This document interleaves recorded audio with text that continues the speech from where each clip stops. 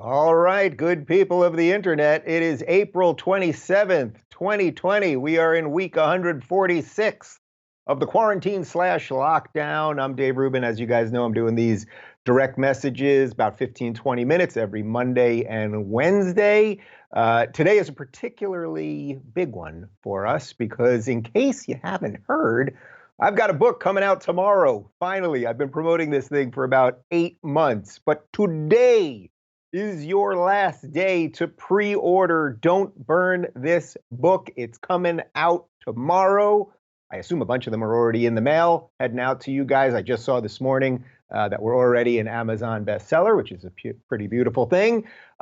Tomorrow, we are doing a live signing for the book. We'll be live streaming it right here on this channel. So if you haven't pre-ordered the book yet, and you want to get a signed book plate, and you can ask me a question during the live stream, we've got the link right down below. It's just premiercollectibles.com/Rubin. So today's your last day to pre-order. If you want to pre-order and you want a signed book plate and you can ask me a question for the live stream tomorrow, today is it. In case you've been ignoring me for the last 8 months, and I'm sure you had your reasons, it's time, people. You're trapped in your house. I promise you that the ideas in this book are the right ideas for right now. I finished writing this thing in July. We edited it in the fall, but the stuff that I talk about in this book about states' rights, about personal responsibility, finding a mentor, thinking for yourself, more importantly than anything else, they're more relevant now, actually, than even when I wrote them before, just because of everything going on with coronavirus. So premiercollectibles.com/Rubin. The link is right down below. You will get a signed book plate, which I'll sign for you live tomorrow. I'm going to be signing the entire time through, and you can ask me a question.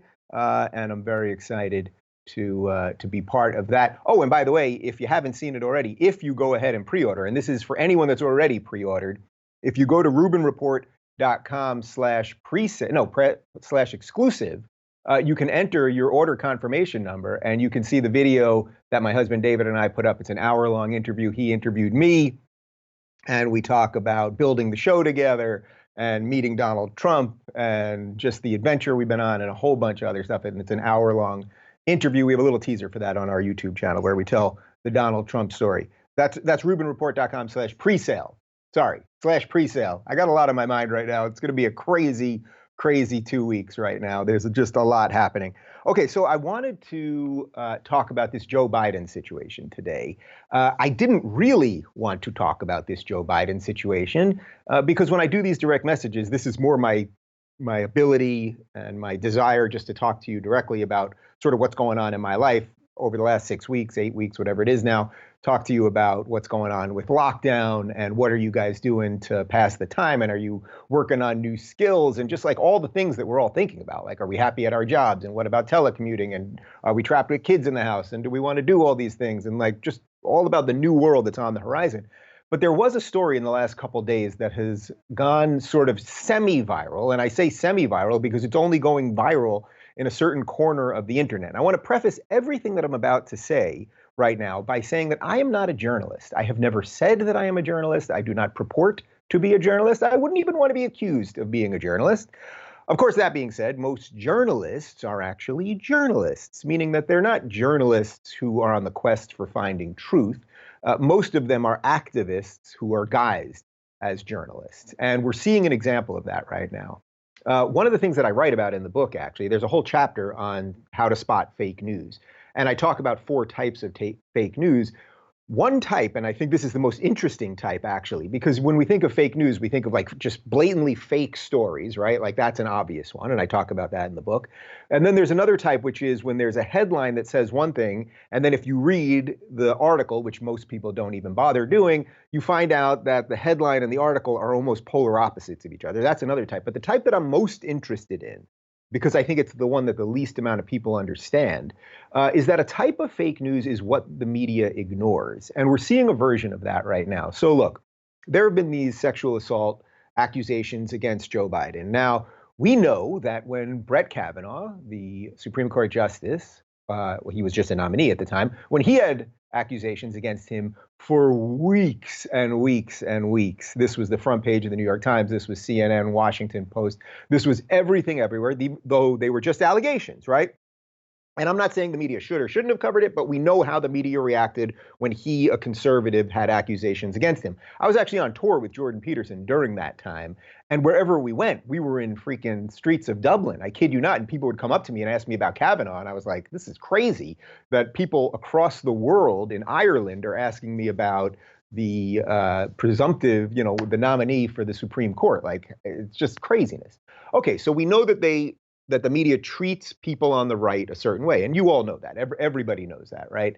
But over the last couple of weeks, there have been allegations from a woman named Tara Reid, who's a former Joe Biden staffer, against Joe Biden. And she claims that he sexually assaulted him. Now, for weeks, people have been talking about this online. It's an allegation, much like the Kavanaugh allegations are, and I'm not here to say it's true or that the others were true or that any allegations are true, and I do believe in due process, believe it or not. I know that's an old school thought, but I'm an old school guy. But the mainstream media has completely ignored it. And then in the last couple of days, and this is where the story really gets interesting, in the last couple of days, a clip from an old Larry King show, my man, Larry King, I'm talking to him later today, by the way, where he used to do live call-ins on his TV show on CNN. A clip came out, and you should listen to this clip, and then I'll give it context in just a moment. So this is Larry King Live. This is about 25 years ago. We're back. A couple more phone calls on this very important topic. Our guests are former United States Senator Howard Baker, Richard Allen, former National Security Advisor, and Lois Romano of the Washington Post. San Luis Obispo, California. Hello. Yes, hello. I'm wondering what a staffer would do besides go to the press in Washington. My daughter has just left there after working for a prominent senator and could not get through with her problems at all. And the only thing she could have done was go to the press, and she chose not to do it out of respect for him. Or she had a story to tell, but out of respect for the person she worked for, she didn't tell it. That's true. Well, now, but these are the people who do come to the Lois Romanos, right? The staff worker who says, I want to let you know about what's going on, either with my boss or the guy down the hall. And a lot of these people have a sense of obligation. They feel that this public official should be accountable if it's something wrong. They're whistleblowers to the press. Exactly. God, I love seeing peak Larry King, just like the tie open, the suspenders, kind of hunched over the desk. I love it. Okay, so what's interesting about this clip is it turns out that it is now confirmed by Tara Reid herself via Twitter that the woman in that video, the woman who called in to claim that her daughter had been sexually assaulted by a senator, is Tara Reid's mother. Now, apparently her mother has passed on since, but she has confirmed that that is the voice of her mother. Now, that doesn't make the allegations true, but what's interesting about this, and this goes to what I talked about earlier about a type of fake news, is that everyone, Stelter and Jake Tapper and all the CNN people, they're seeing these clips. Anderson Cooper's seeing these clips. All the New York Times people, they're seeing these clips. And much like they've been covering for Biden's mental state, which everyone knows is deteriorating. And by the way, when he either steps down or gets replaced or whatever's going to happen, when that thing happens, suddenly there'll be a gajillion stories about, I knew, but I was pressured not to say anything. Everyone knows it. Everyone backing him right now. Even some of the people I like, some of the former candidates, whom I've had on this show even, they all know what the deal is. But that thing where the media ignores something because it doesn't fit their narrative, that is a type of fake news. Again, I am not saying the allegations are true. The New York Times, by the way, ignored this story for weeks until they finally did a story, I think on page 23 or 24. And of course, within that had paragraphs and paragraphs about allegations against Trump. Now, the point is, if you're going to talk about allegations against Trump, fine. Just like you're going to talk about allegations of Kavanaugh, fine. But then you have to talk about the Biden allegations too. But what the media has done is become a cheerleading machine for Democrats and basically a slander machine against Republicans. And it's like this exact type of story that is turning everyone against mainstream media. And the irony, and I say this all the time, but the irony is that journalists are destroying journalism, right? It's not, people think it's like, oh, it's the online voices that are finally sticking it to to the man meaning like mainstream media, but it's not. Like, yeah, it's great that there's a plethora of voices. It's great that you guys can find truth and interesting opinions and the rest of it elsewhere.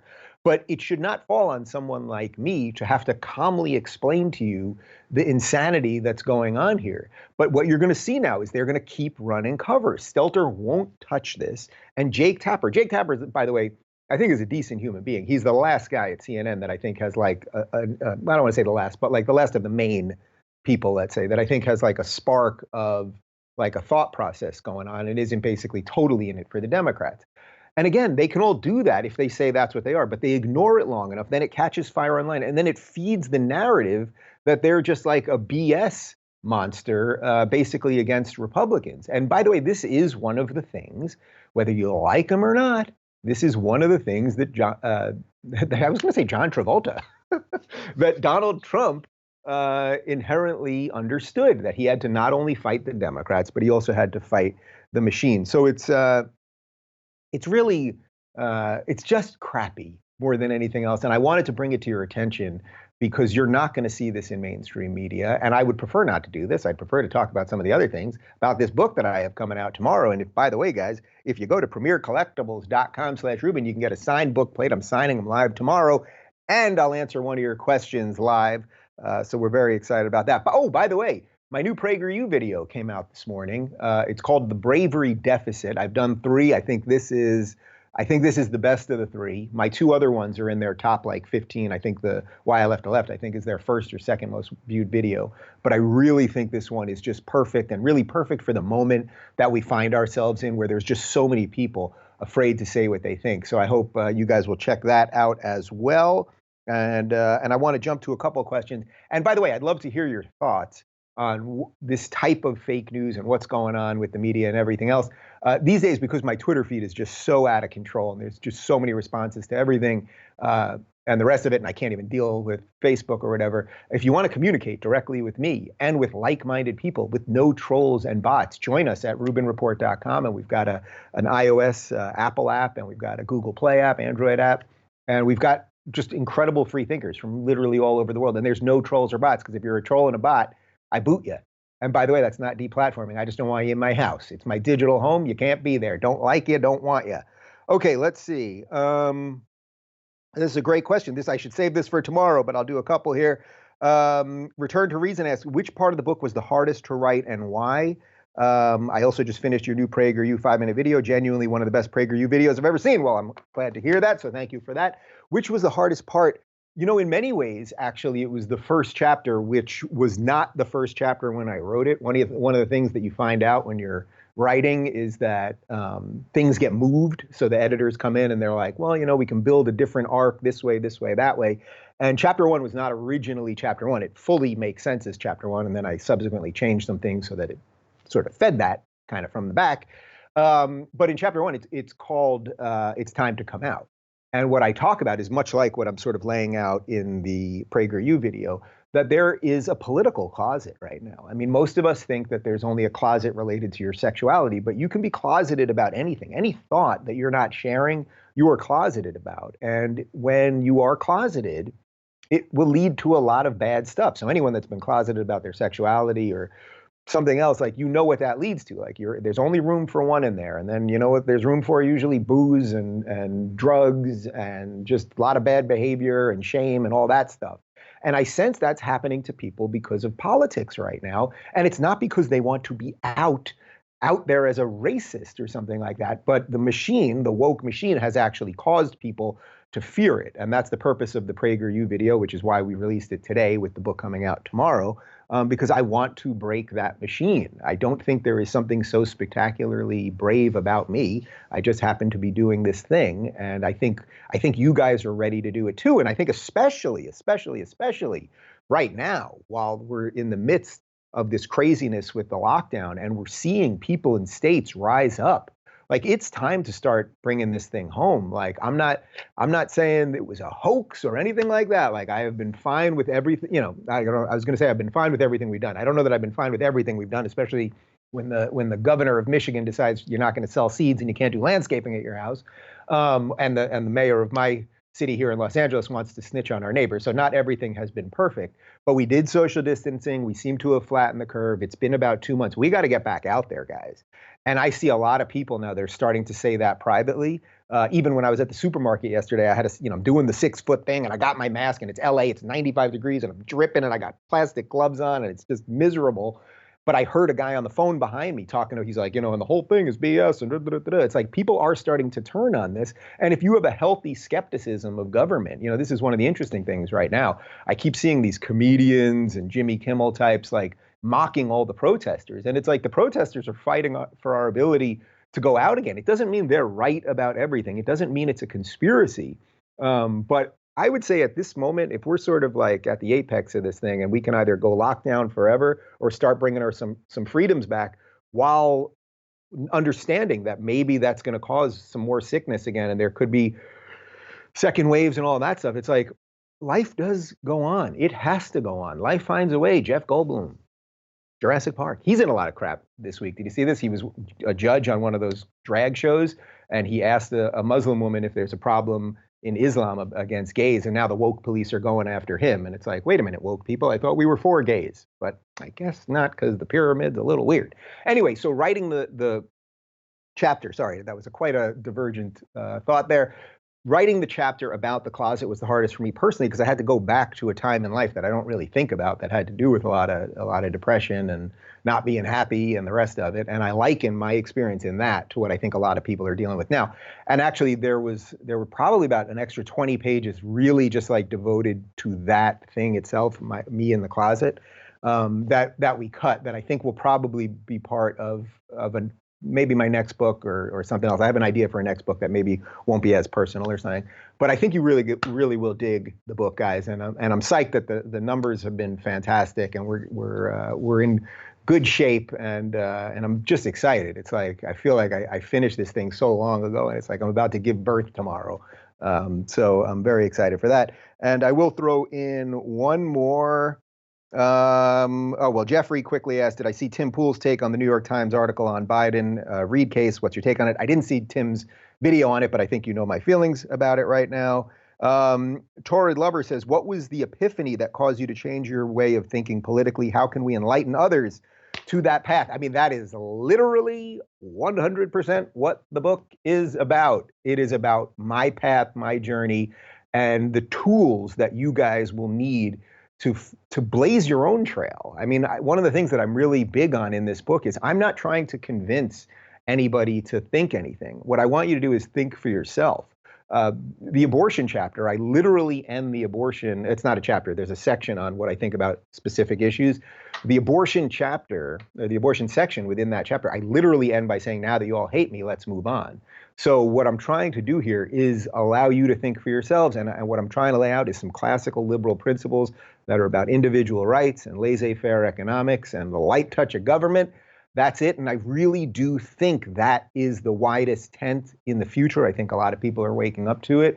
And in many ways right now, it's sort of all of us. And by all of us, I mean it's libertarians and conservatives and old school liberals. It's kind of everybody against the sort of progressive socialists, like the people that just want government to do everything. So I don't even want to get hung up on progressives or socialists. It's just basically, if you want government to do everything, it's pretty much everyone against you. But that's a tough fight because those are the people that really get into government so that they can control it. So there's a lot going on here.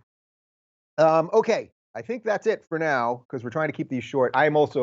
Last week, I was literally sitting in this chair for about 8-9 hours a day doing all sorts of press. So if you haven't seen it, my Ben Shapiro Sunday special just went up over on Ben's channel on YouTube. I did an interview with Adam Carolla the other day. Dan Crenshaw interviewed me. Crowder interviewed me. I'm going to be on Prager's radio show this week, and Larry Elder and Seb Gorka and my buddy Max Lugavere. I did his podcast. I'm doing Brian Callen's podcast. There's like a gajillion other things. Oh, and I'll be on Tucker Carlson tonight. That's a big one. So the sort of official television debut of the book is tonight. I will be on Tucker Carlson. He's getting the first exclusive. That's what we call it in the biz. Anyway, guys, one more time. If you go to premiercollectibles.com/Rubin, I will sign a book plate live for you tomorrow. And you can submit a question for the live stream. I'll answer anything and everything. And it's going to be a crazy week. As always, I thank you guys for your support. I'm feeling sharp and ready to roll. Let me know your thoughts on this Larry King situation or this Larry King video and just sort of how the media is playing this thing. It's like, and by the way, Tapper, Stelter, if you're watching this thing, guys, just report on it. You don't have to even comment on it. Just say, oh, this thing exists. And then we wouldn't think you're so terrible. Could you do that? Throw me a bone here. Would you do that? All right, guys. Thanks a lot. Don'tBurnThisBook.com. I'll see you tomorrow.